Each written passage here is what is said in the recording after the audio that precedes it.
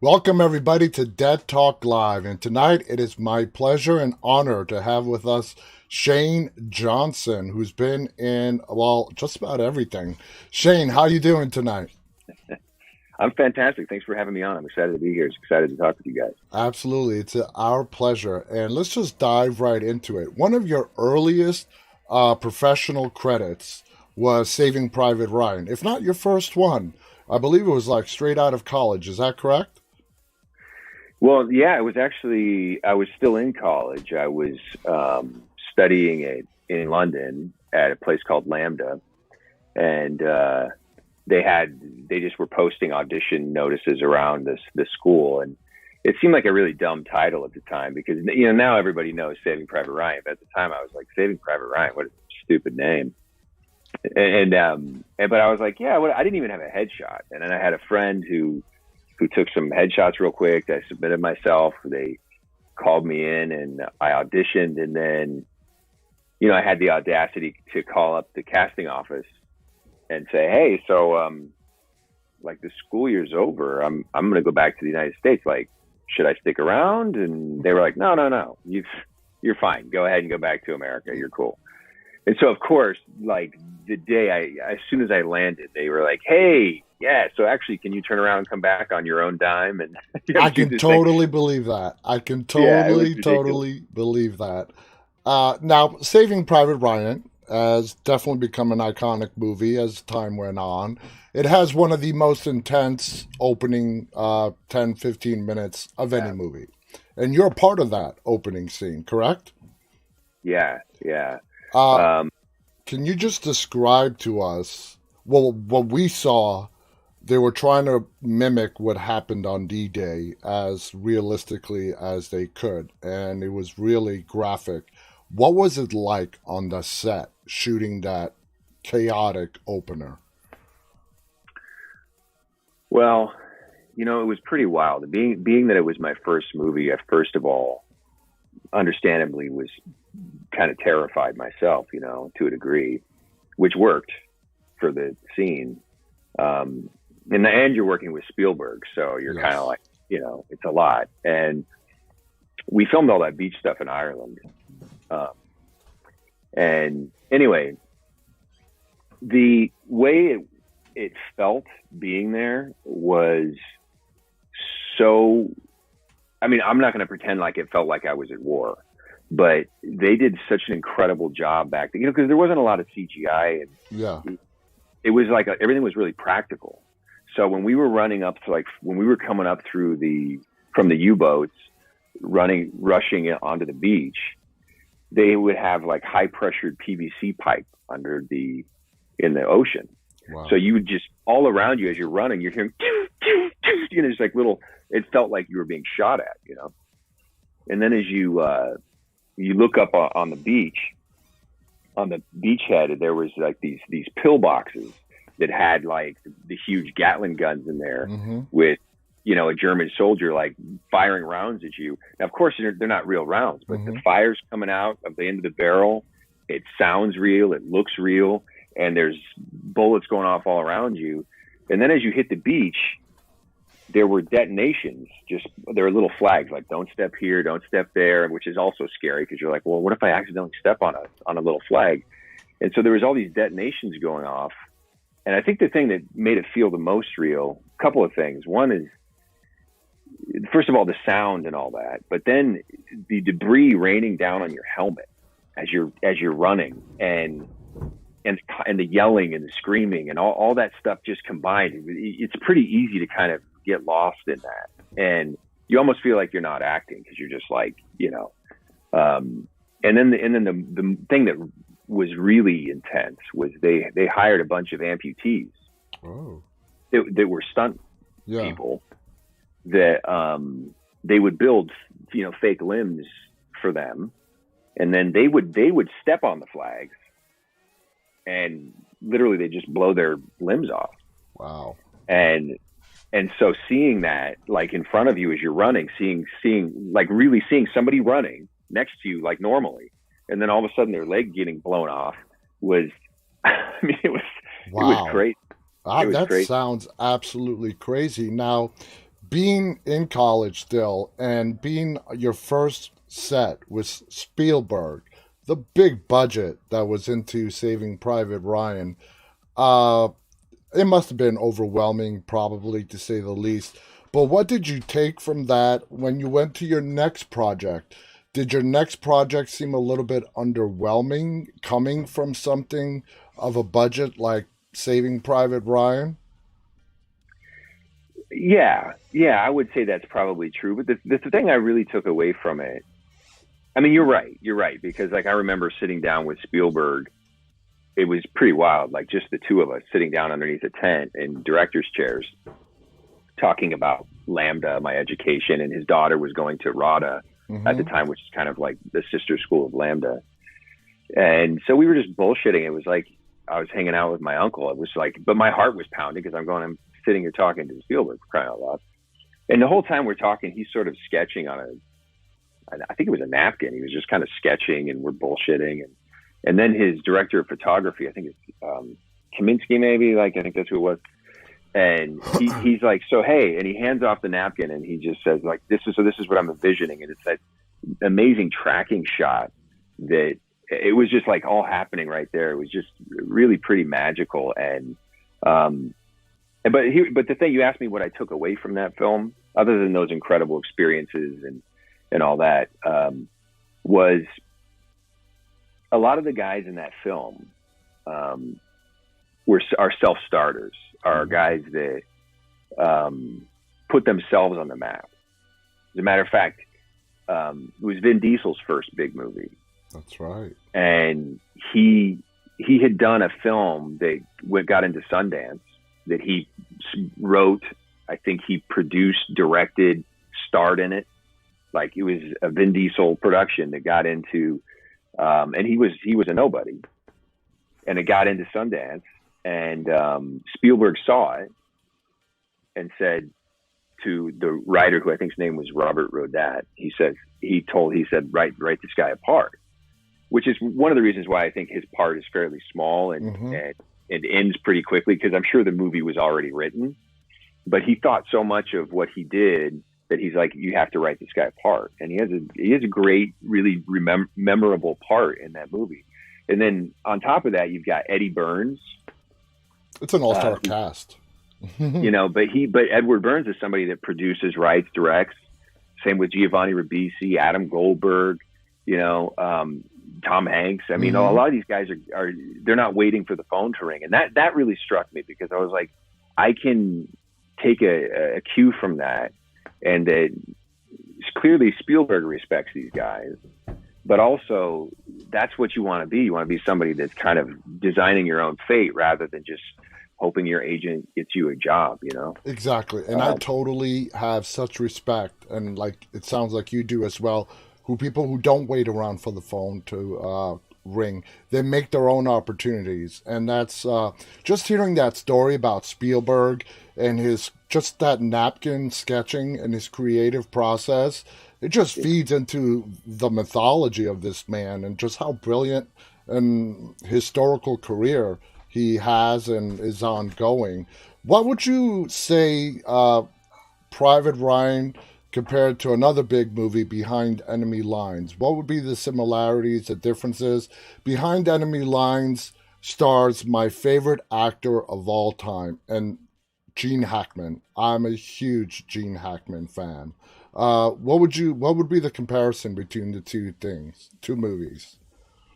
Well, first of all, I had a lot more to do in Saving Private Ryan. Both of them I spent, like Saving Private Ryan, I think I spent 3 weeks in Ireland filming that. And Behind Enemy Lines, I think I spent like 2 weeks in Slovakia shooting that. But the thing I would say first of all, Gene Hackman is awesome. Awesome. I'm totally with you. And what's surprising to me, though, is not long after that movie, which I think was 2002, like he only did like maybe 2 more movies. I know, that's so sad. I miss him. And he's been retired for almost like 20 years. Yeah. And but you don't feel that. You're like, yeah, Gene Hackman. It seems like he's still all kind of in the mythology around us in cinema, but he's really hasn't been. Yeah. And yeah, he's a fantastic actor, going all the way back to Superman. Oh, You yeah. know, Yeah. I mean, to me, the man has nothing left to prove. You know, if he wanted yeah, to, he's earned his retirement. Absolutely. 100%, Yeah, 100%. absolutely. Now, there's a film that you have in post production called Son of Perdition. And it basically sounds like a cult story. What can you tell us about this project? Yeah, that thing's, I'm pushing to try and get that thing through the finish line. I think it's a really great, interesting kind of heady horror film, really, about the forces of good and evil in all of us. And it sort of pits me as what kind of representing the light, let's say. And then it's a Western, actually. Okay. And then this sort of outlaw who kind of represents the darkness, but in reality, we're kind of two sides of the same coin. But I have this sort of flock of followers that he's kind of slowly taking away from me, basically, like a wolf in sheep's clothing sort of a thing. And he's constantly testing my faith and my resolve, and in a way, kind of teaching me. I mean, I'm teaching him too, but he's kind of handing me my ass in a way. And I'm really proud of the work. I think it's unfortunate that it hasn't, reached the finish line yet. And sometimes these indie things, they can kind of, it can get complicated. It's one of these things which what I tell, like this is what I would admonish people that are getting into this, that if you're going to make something yourself, or if you're going to be a part of something that's self-started by somebody, or it's a bunch of really creative, passionate people getting together, scraping together some money and making a movie. And no matter what the budget is, I mean, it could be $10 million. But if you don't have a plan for the end line, then you're you can really get yourself in trouble, because what happens is you get a lot of artistic people together. They get really passionate, and you want to go out and you want to film something. You want to make something. And people go, yeah. And then you get the director. You have the script is written. It's beautiful. Everyone's excited. You get all these actors together. You get like a cinematographer. Everybody wants to make. Everyone wants to shoot. Yeah. And then you got it. And then you have it in the can. And everyone's like, we did that. And it's like, no, it's not. It's only like half done. Distribution. Distribution. Well, and just getting it through post. Yeah. There's all the post work, the score, especially in a genre film, the score is sometimes half of the film, you know? And getting and having the editing, like an editor can make or break a film. And sound is so important. Like there's just so many aspects that are work. It's a lot of work. Oh yeah. Oh yeah. And so I would have a plan to, like you said, distribution too, like have a plan from soup to nuts. What are we doing? What do we have? How do we get through this thing, Yeah, that's great advice. Now there's another project that's listed as completed called Death Everlasting. Sounds like a quirky, dark comedy. IMDb has it listed as completed. Is that one past the finish line? Yeah, it's one of those things that's kind of kicking around out there. It's one of those. That was a great learning experience for me, because I had a couple of great learning experiences where, I love the script and I love the people that worked on it. There's a lot of really great story elements and great footage in there, and it just fell down in post production. Oh, fell down in post production. It's completed, but what it really needs is a post-production manager or supervisor. Yeah. And it just needs somebody that knows what the hell they're doing and it's not me. Okay. Yeah, that's the other thing, is you got to surround yourself by people that know what that know their hats, and absolutely. And my hat is not. I'm not a director, and I'm not a post-production supervisor. Absolutely. You know? Yeah, I totally understand you. Now let's get to the movie where I really came to know you, and that is The Possession of Michael King. You were the lead star of that movie. Great movie. I'm always skeptical when I start a movie with a title, The Exorcism of, or The Possession of fill in the blank. Because there have been some good ones. The Exorcism of Emily Rose was fantastic with Jennifer Carpenter. So I remember coming across this movie, The Possession of Michael King. I'm like, oh boy, here we go. Do I push the play button or what? And I'm glad I did. That movie was fantastic. Walk us through how the script came to you. Did you audition for it? How did you get involved in The Possession of Michael King? Yeah, so that was an audition. I auditioned for that. And I loved the script from the get-go. And I had a really, really strong point of view about what I thought the movie could be. Mm-hmm. And it was a good lesson to me as an actor. A buddy of mine who was actually with me in Behind Enemy Lines. Okay. Like 15 years earlier, right? Mm-hmm. Was it 15? Whatever, maybe 12 years earlier. We had done Behind Enemy Lines. It came, and his name's Sam Yeager. He was on the TV show Parenthood. He's a great actor, great guy. But it was down between the two of us for The Possession of Michael King. And I was really excited because I was excited about what in my mind and in my heart, what I was going to do with this movie. And I saw it was Sam and I was like, fucking Sam. And then I could, which I hate doing this. But in this particular situation, I couldn't help it. I hate when you're in an audition room, a waiting room, and you can hear the other actor. Oh, yeah. Because then you're kind of like going, oh, man, I don't want to hear what this person's doing. I don't want to hear, casting directors laughing or going, oh, my God, that was amazing. You just don't want to hear anything. Mm-hmm. You just kind of want to get in your zone. But there was so much going on in there. And the door was so thin that I was like I was sitting in the room with them, and Sam was going for it like 10,000%, like laying it on the line. And I was like, oh, and it just while I was sitting there, I was going, oh, I have to I gotta hit another level here, and it was the most rigorous audition I've ever had. I think I was in the audition room for 45, 50 minutes, which is unheard of. It was maybe even an hour. It was so, I had to actually say, guys, I'm so sorry. I got to go put money in the meter, which, and I think I'd put like an hour and a half in there, but I had to, I came out of there, I was sweating and I just, you just laid it all on the line. And that movie, I think I'm glad you liked it. I think it was a very special movie, and the writer, director, producer, David Young, who's a great friend of mine. Now, he wasn't then, but he's a great friend of mine now.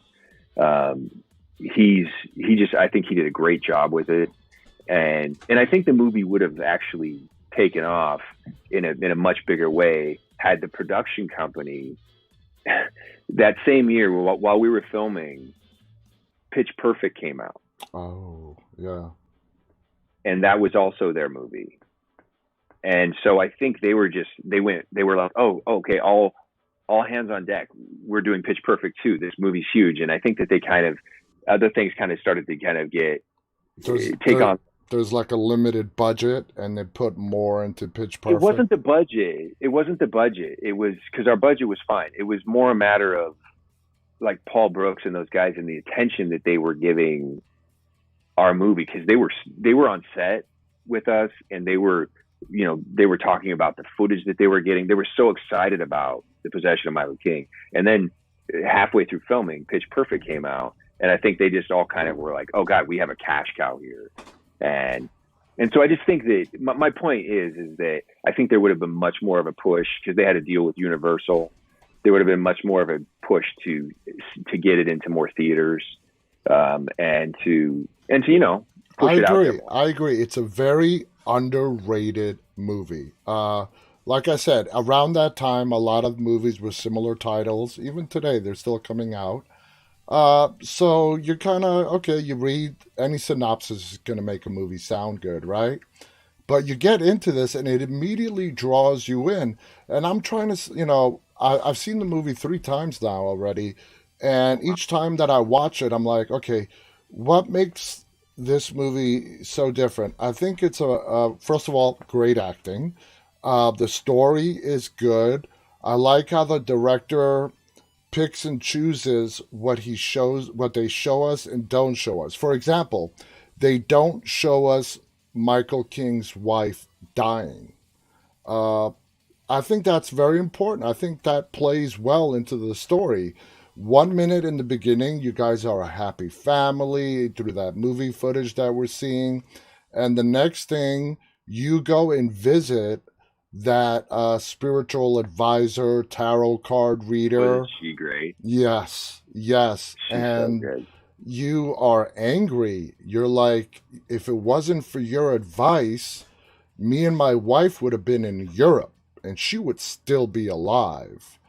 And it just spirals out of there to where your character goes into such a dark place just to prove more to yourself than I think to the documentary that you're making that all of this is just fluff. It's not real.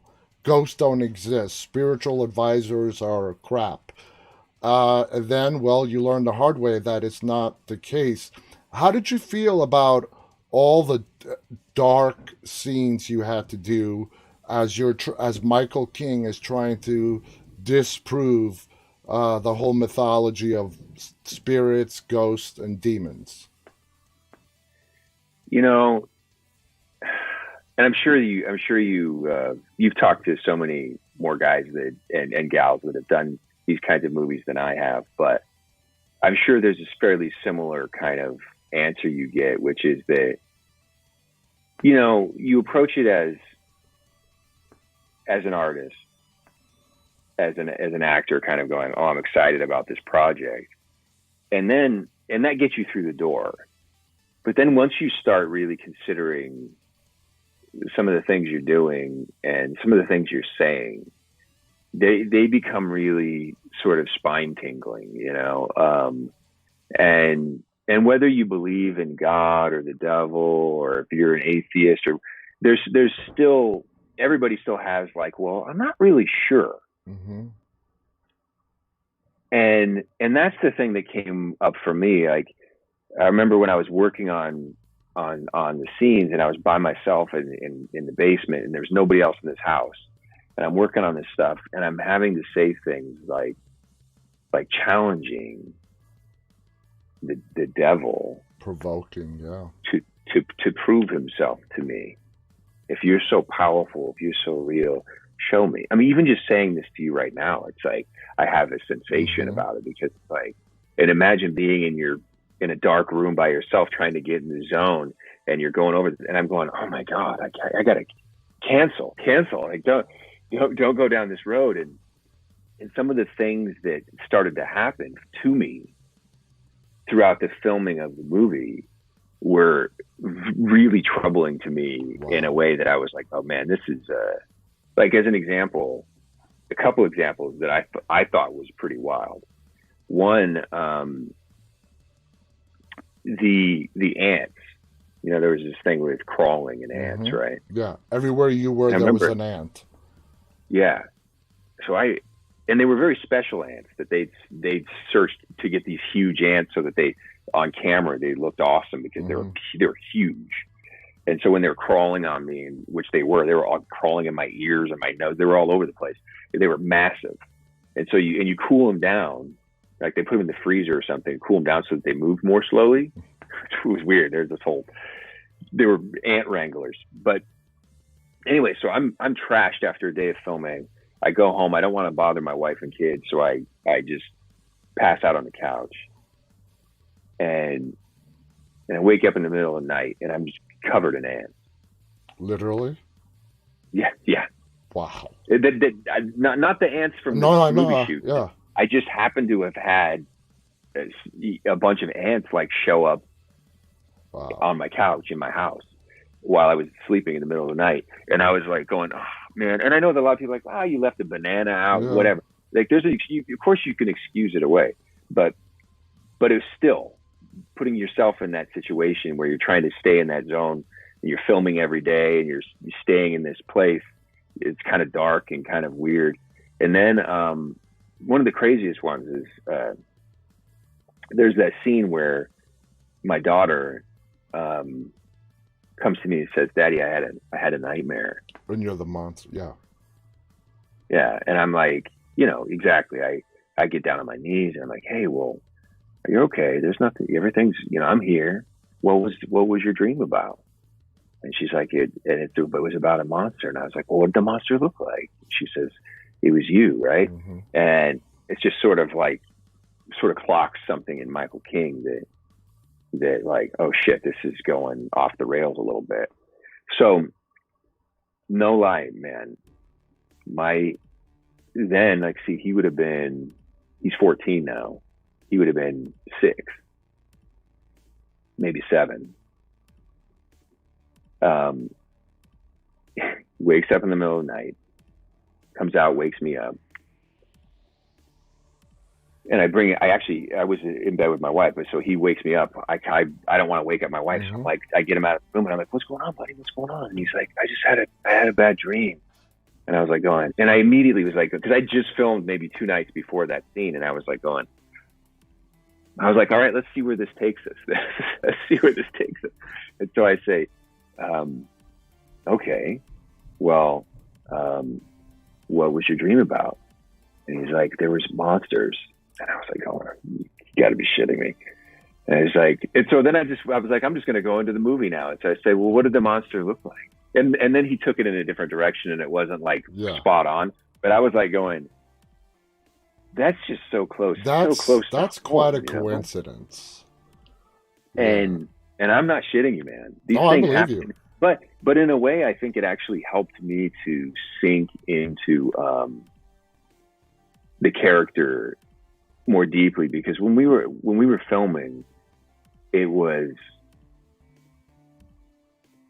when you're in something so much, because I was in almost like every scene of that thing, and so I didn't have really any downtime, and you can kind of get into this headspace and this energy that's really amazing artistically, and as a human being it's a little dark and weird and stuff, but I feel like the finished product really kind of did a great job of kind of encapsulating that artistic experience.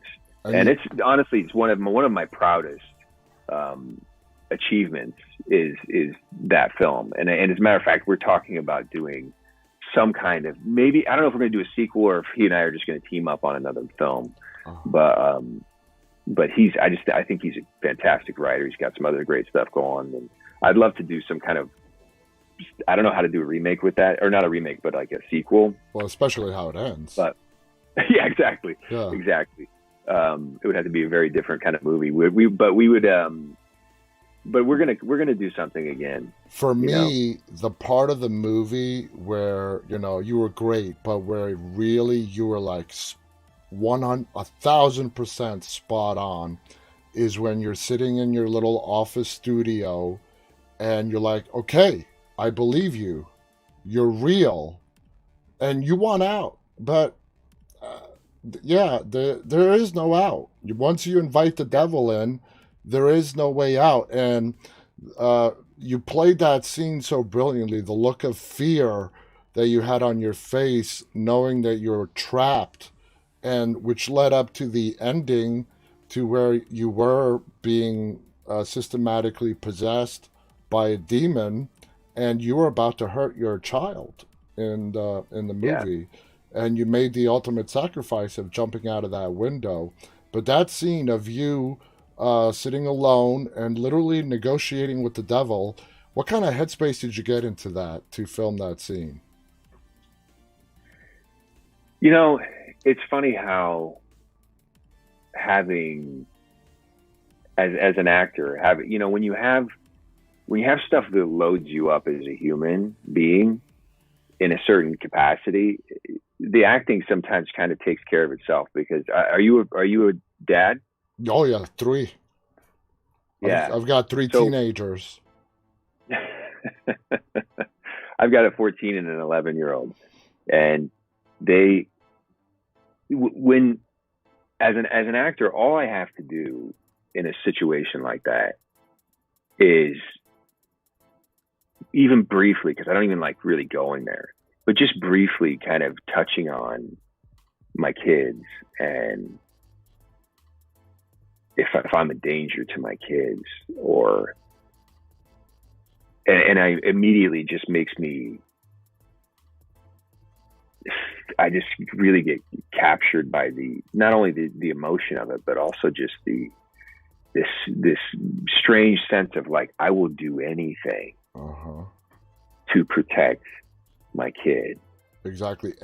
Any actor or whatnot, if you want to tap into your most primal instincts as a parent, if you think about your kids and the fact that you are willing to do anything and everything for them, it will bring out in you some stuff that you didn't yourself know you were capable of. Yeah, for sure. I mean, we've all had those. It's funny. I think when I don't know, maybe moms do this too, but I know that, I'm sure they do. But as a dad, you play out those, especially in the world we live in, where there's so much violence and there's so much, gun violence. Over the 4th of July weekend, I think there's like 400 people shot or something crazy like that across. So you think about these things and you're like, what would I do? And you do those sort of hero stories in your own head about what you would do. Now, who knows if you were actually faced with it, how if you'd be screaming and running, but that very visceral. And that's the thing. You asked me that question about where my head was, is even just talking to you about that and just kind of like considering this briefly. It's like, I fill up with all kinds of conflicting, scary, mind-boggling sort of energies and emotions that you can't quite even put your finger on or even describe. It's just like, as a parent, you just, I totally you would literally, you'd lay down your life, and so to answer your question specifically, that's kind of where my head was at. Okay. I've got to, because you remember what I'd already done to my sister at that point. Yeah. So, and my friend, so when it comes to my own kid, it's like, I gotta do what I gotta do here.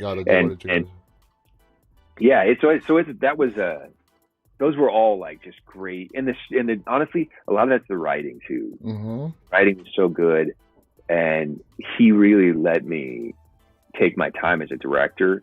So if there are directors out there too, sometimes, especially in these kind of really intense, no matter what the emotion is, but things that sometimes you gotta like let something breathe, like a wine. You gotta like let a moment exist. You can't always edit it out. No. But like let something find its way into the scene and into the narrative, and take your time with it, because that's like the engine, like on a cold winter day, it's like getting the car running, Yeah. And that's where I found that a lot of the most powerful, poignant moments came from not being afraid as an actor to take up space and to take my time and to not speak or move until it was warranted. Yeah. You know what I mean? Gotcha. As opposed to going, oh, I have a line now. Yeah. I've got to say this thing now. It's like, no, that's coming from something. Yeah. Yeah. You're tapping into something very special. And, like I said, the movie has been underrated, but I always tell a lot of people that I speak to, history is going to be a judge of how successful a movie is. How many movies have come out that were initially trashed, not just in horror, but genres across the entertainment industry. And 10, 20 years pass and they become cult classics. Uh, so the possession of Michael King is out there. It's available for people to watch.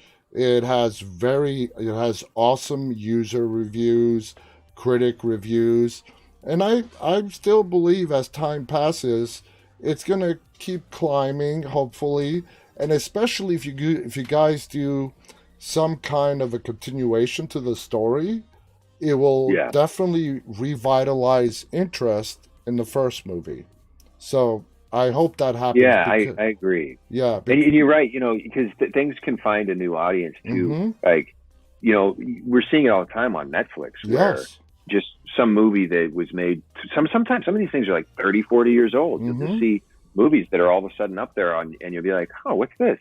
And so if a place like Amazon or Netflix kind of captures it, it was on Stars, which is where my TV show is on Stars, and so that was kind of cool for a while because Lionsgate owns the Yeah. movie, and so it was on, and they own Stars, and so it was airing on Stars for a while, and that was good for the movie, but if a Netflix or something like that picked it up and people sort of started to kind of catch wind of it, and it kind of moved up and started getting pushed a little bit. Exactly.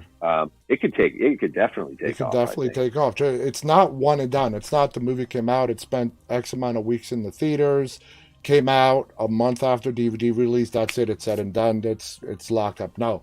Movies, especially in today's world with digital streaming like Netflix, Amazon, and now that there are genre specific streaming services like Shudder and whatnot, there's always chance for movies that did not get the recognition they deserve when they were released to find a whole new audience, like you mentioned, and get completely revitalized.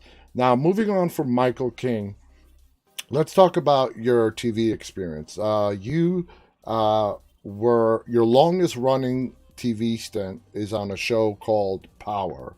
What was it like working on such a successful show such as Power? For I believe you were in it for oh god, well over 60 episodes, and then as well as the follow up series.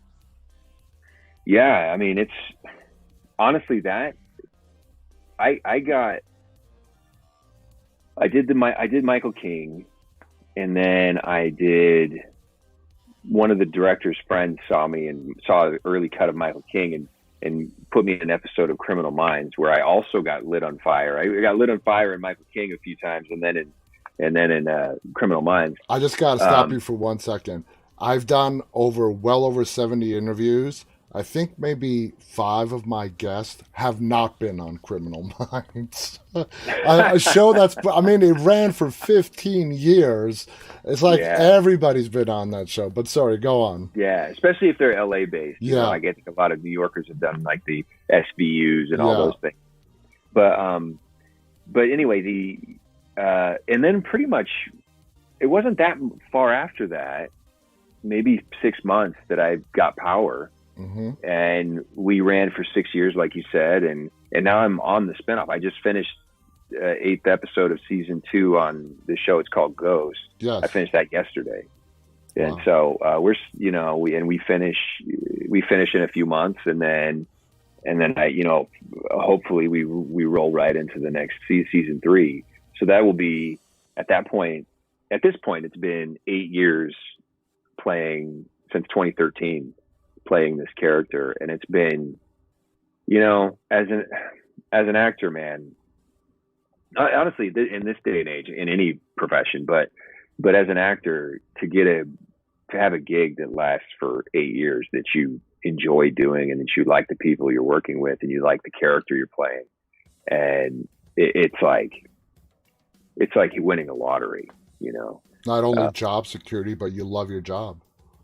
Yeah, and it puts me in a place where not only can I help take care of my family and all that, but I can also start to get to a point where I can put my attention on really doing the kind of work that I want to do,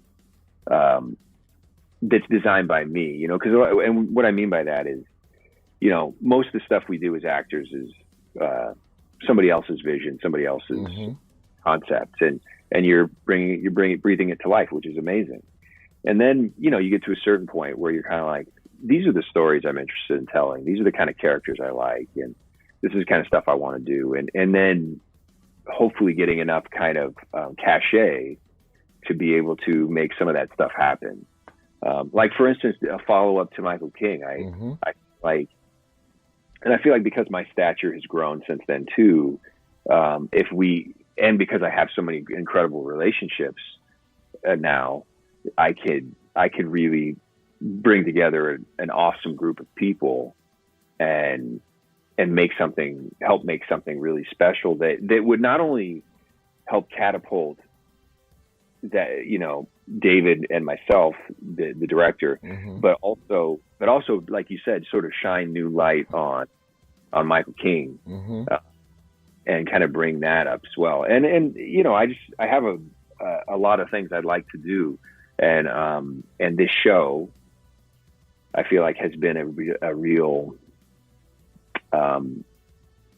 incredible gift to put me in a position where if I play my cards right and I'm self-motivated and I do it, that's the hard part, is if I can muscle through it, and I can do some pretty cool stuff. Absolutely.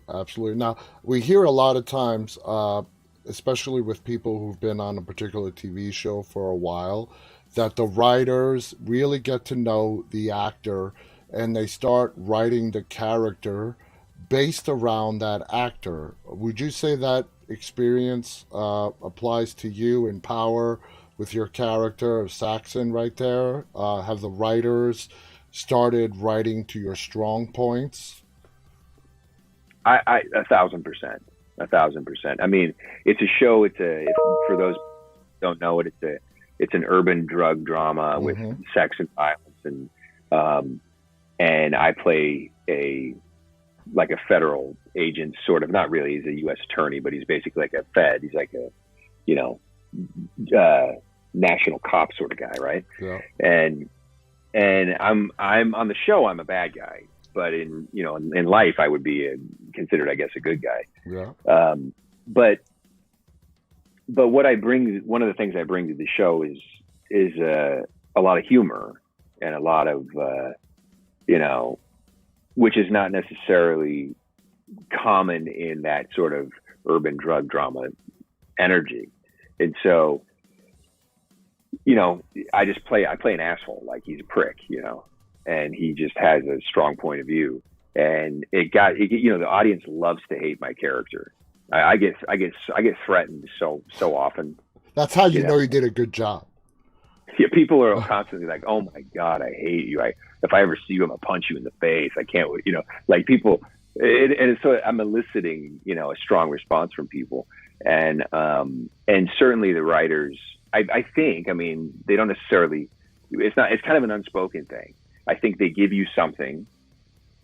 Day one, they give you work, and you do your thing, and they go, and then when they're considering the storyline, they're like, you know what? And they can't help but kind of factor in who you are and your dynamic, unless you're flat. If you're pretty flat, and they can kind of just count on you to, and you get that a lot in procedurals, right? Where they just kind of show up and say the lines. And I'm not saying that as a negative thing. It's just kind of their characters don't necessarily have to have a lot of dynamics. They kind of, even if they're carrying a gun and it's life and death, they're chill, and so they don't necessarily have a lot of variance. And then every once in a while, and most of those shows, by the way, it's funny, you'll see like a bunch of straight men, and then you'll have one like really sort of offbeat, colorful character. Yeah. Right. And so I'm not offbeat, but but I kind of, me and maybe maybe two other guys kind of help bring some levity, which I think is needed. When something's serious and intense, it's like you watch The Sopranos, one of the things that makes The Sopranos work is that sometimes there's comedy, there's humorous moments. I don't mean like comedy like it's a comedy, but just things that they kind of like, and the characters are so out there and they're fun and they're vibrant, but they're taking themselves really seriously. and it just, it helps to kind of, it helps as an audience to kind of take some of the tension out of a moment. Exactly. And that's needed, not just in criminal or horror. I think that's needed in, movies, television shows across the spectrum, to have some lighthearted moments. It makes a difference. Well, it certainly makes you. It's funny. Like my mentor talks about. It's kind of like he calls it like a plie, which is a dance move where you bend your knees and you plie in order to jump, right?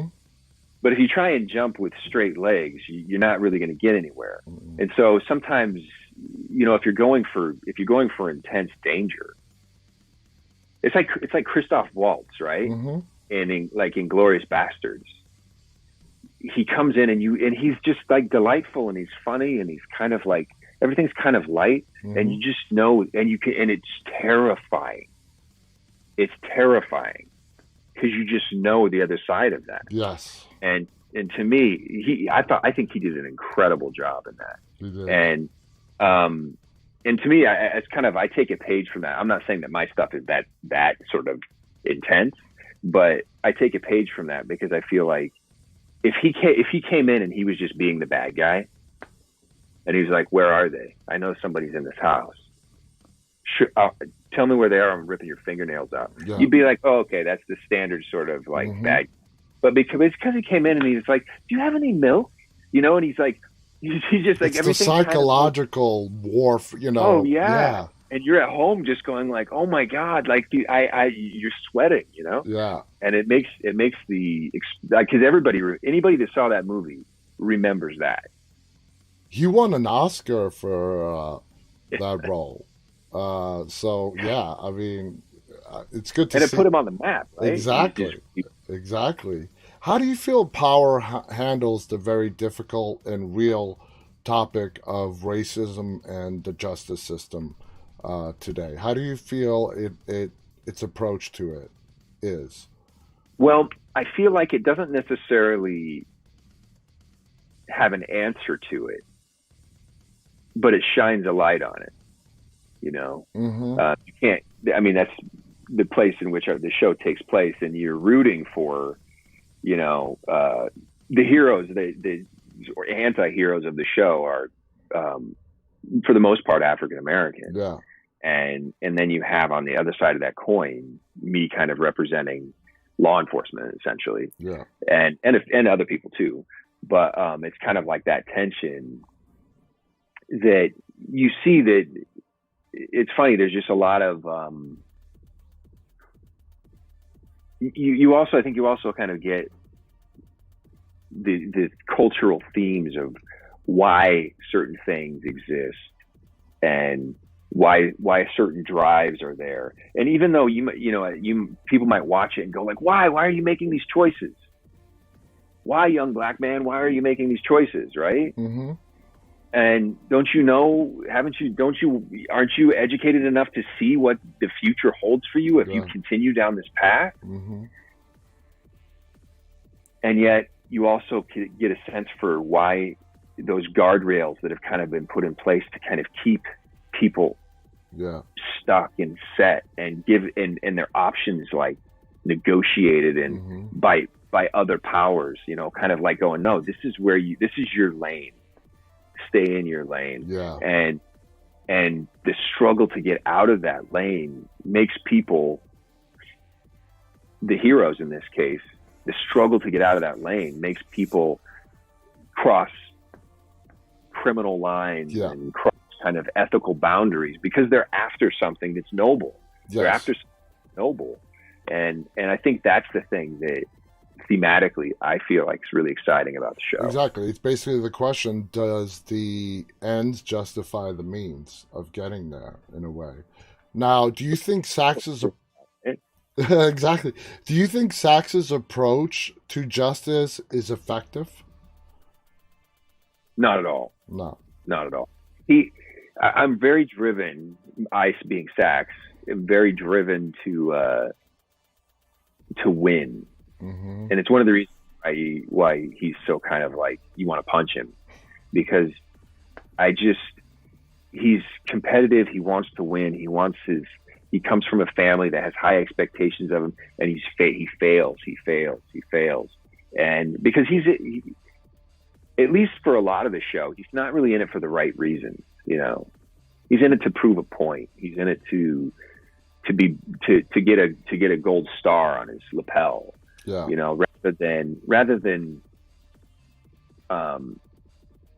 Rather than that he's really after, like, I want to make this world a better place. He's like you're almost describing him almost like an egomaniac narcissist in a way, Yeah, and again, part of that is because of his upbringing.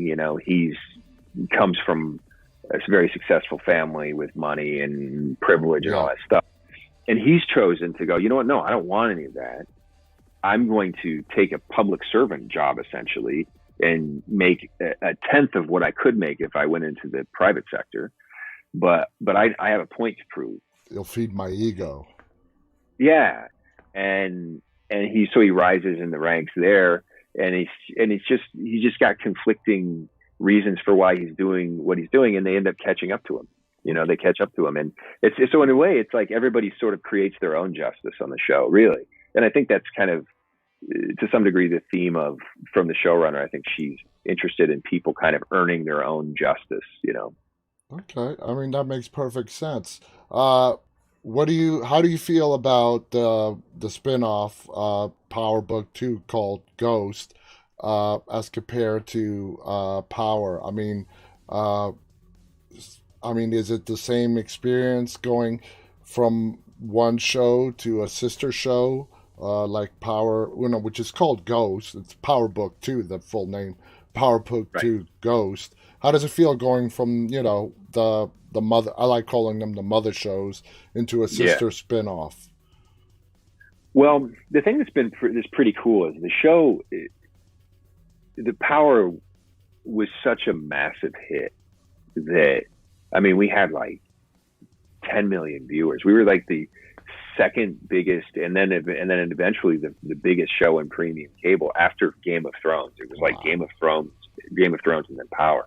We were killing it in the ratings.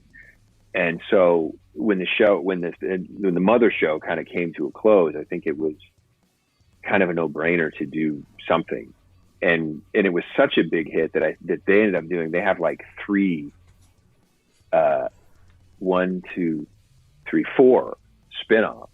That's right, 4 spin-offs, which is to me unheard of. I can't even think of it. It's almost like a Dick Wolf show, Yeah, it's like, yeah.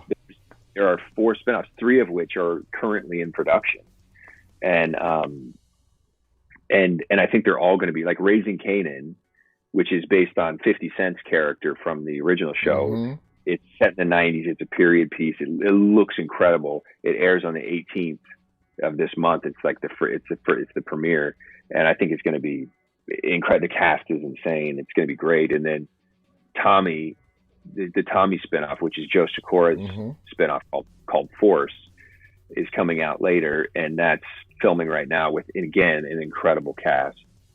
And so it's really exciting. It's exciting to see that whole Power, we call it like the Power universe, elevating, and the fans are really into it.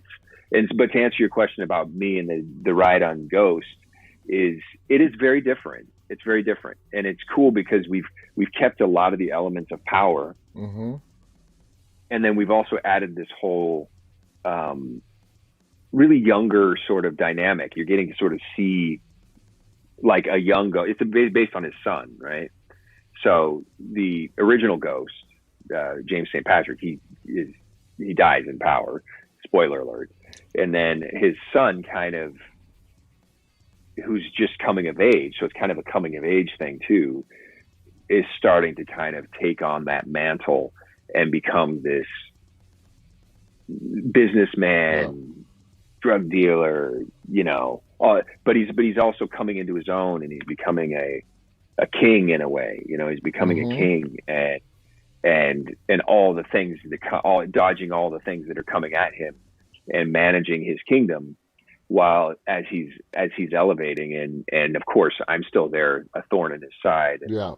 Uh, and so it's great. It's been incredible. It's a fascinating show, and anybody out there who has not watched it, just please start watching it. You won't regret it. It's an amazing show, and as Shane just said, it is hugely popular.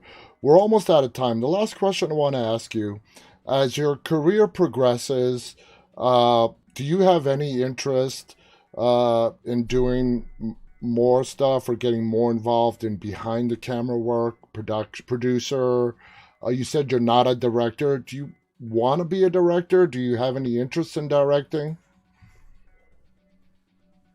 You know, I don't know if it's out of fear or what, but I don't have any interest in directing, specifically directing. I write. I love writing.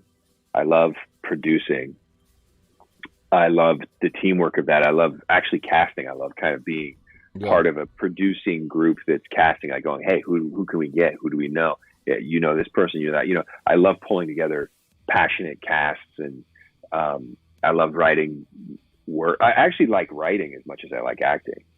I think the thing that's cool about writing is it's all bubbling up from you, and you're writing whole arcs and stories and creating characters from out of thin air, and that's really magical. And as an actor, you get to do that, but you're as an actor, you're kind of you have an artist's palette of colors, and you're one color, exactly, you know, in the painting. And as a writer, you've got the whole palette. And you know what I mean? Yeah, you'd start off with a blank canvas, and it's your creation.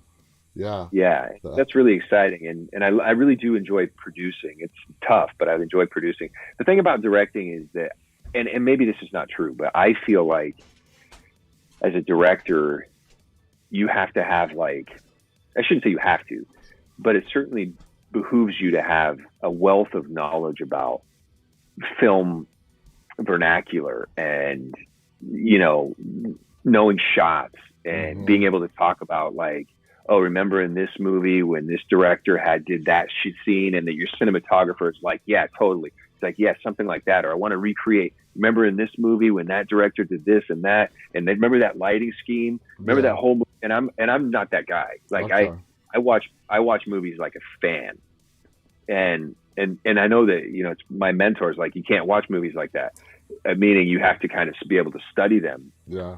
But I get lost in story, man. I sit down and I watch stuff. I don't sit there and go like, oh, this lighting's not good, or this shot is weird, or they crossed the line.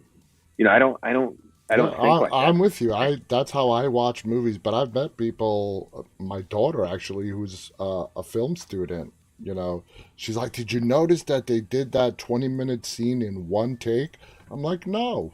I'm like, it's cool to know, but no, I didn't. I go back. So she watches movies. She watches things differently. She's clocking it. Yeah. Whereas, and I can do it, but I have to muscle myself to do it. I have to be like, okay, really pay attention to the way that they pull this together. Well, that sort of ruins the movie. It sort of ruins the story a little bit. You know what I mean? And I feel like as a director, you're kind of like you're the conductor of a symphony, right? Yeah. And so you have to be aware of each individual instrument. In this case, the canvas being the movie screen, and the audio and all the things along with it. And so you're paying attention to all that stuff. And I like to just get lost in it. I know. And I hear you. So to me, a conductor is kind of like a director. It's like you're dealing with all those things, and my mind is like, I could direct actors, like in a scene. I could just get down and be like, hey, so, and like that seems like it would be a blast. But what lens are we on? And what lights do we have over here? Like, let's turn it up to 10% or whatever. I don't even know the language. I'm just like, that's somebody else's job. I totally get it. Man, do you believe this hour just flew by like that? Thank you so much for this has been a fascinating talk. I really enjoyed talking to you. This hour just freaking flew by. Any final thoughts you want to share with the audience before we say goodbye? No, I mean, listen, it was a pleasure. It was a pleasure talking to you. I appreciate your insight and your questions, and this was a lot of fun. I really enjoyed the conversation. Same here, Shane. Thank you so much. Thank you so much for our viewers for tuning in. Shane, I can't thank you enough. This has been a very informative, fascinating hour. I've wanted to talk to you for a while, and thank you for coming on our show. Again, all our viewers, thank you for tuning in. Stay safe till tomorrow. Remember, stay walking. Good night.